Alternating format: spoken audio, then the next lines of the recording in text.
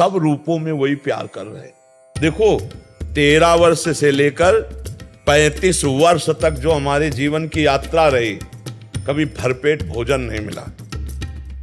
भारी कष्ट, भारी अपमान जब भ्रमण में रहे। 35 वर्ष की अवस्था में वृंदावन आ गए थे। वृंदावन में जब आए तो जो अब देखो लाखों नेत्रों से भगवान प्यार करते हैं, लाखों नेत्रों से। सुबह जब हम आते हैं ना, लोग कितनी भीड़ होती है, लोग दर्शन के लिए खड़े, वो दर्शन देने के लिए खड़े। अच्छा, हम कोई हीरो हीरोइन है क्या भाई? आप विचार करके देखो, हमें कौन देखना चाहे? हम कोई हीरोइन बाबा जी हैं?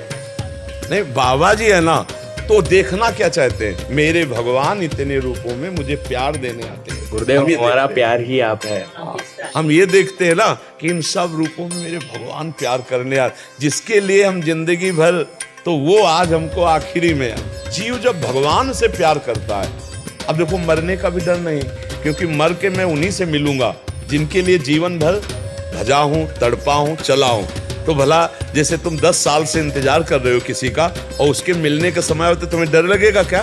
तुम्हें तो उत्साह होगा। तो जीवन भर जिससे मिलने की चाह की, अब शरीर छूटकर उससे मिलने का समय आ रहा है, अब तो आनंद है। अच्छा, जिसने भगवान को नहीं भजा, अब परिवार से प्रेम किया, अब यही छूटने का समय आ रहा, तो घबरा ले जाएगा वो कि जिनसे हमारा अपनापन है वो तो छूट रहे हैं, अब हम कहाँ जाएंगे?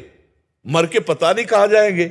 हमें पता है मर के हमें कहाँ जाना है, अपनी लाडली जी के पास जाना है, अपने प्रभु के पास जाना है। तो वही हम सिखा रहे हैं कि यहाँ प्यार धोखे का है, यहाँ कोई किसी से प्यार नहीं करता।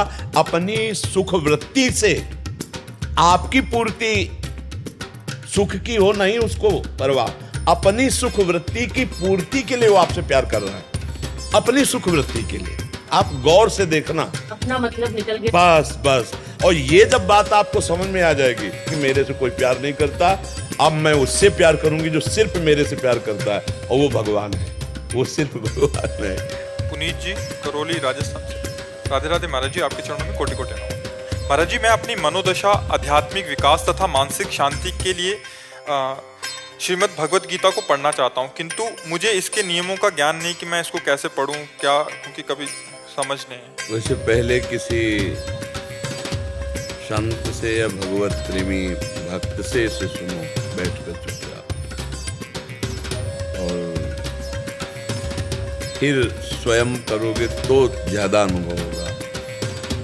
आध्यात्मिक उन्नति के लिए, मन शांति के लिए प्रथम सुने भागवत भक्तमुख भगवत वाणी, भगवत वाणी गीता या भागवत, किसी भगवत प्रेमी महात्मा से सुने, ठीक है ना।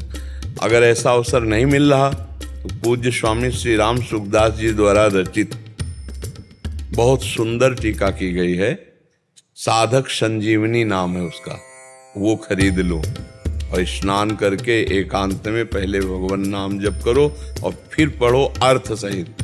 विस्तृत टीका है, फिर समझ में आ जाएगी। साधक संजीवनी टीका गीता पृष्ठ से मिल जाएगी, आप उसको खरीद लो। पूज्य स्वामी श्री राम सुखदास जी महाराज, नाम सुना होगा? नहीं सुना? हाँ, अभी नए जगत में आए तो नाम नहीं सुना। वो पधार चुके, अंतर ध्यान हो चुके, बड़े महापुरुष थे।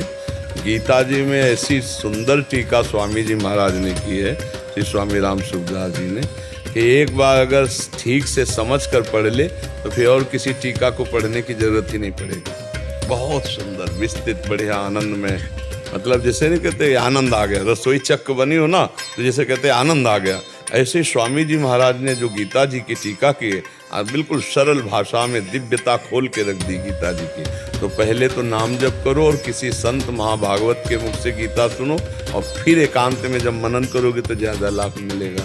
और गीता मनन करने के लिए सबसे पहला नियम है कि श्री कृष्ण भगवान को अपना मान ले,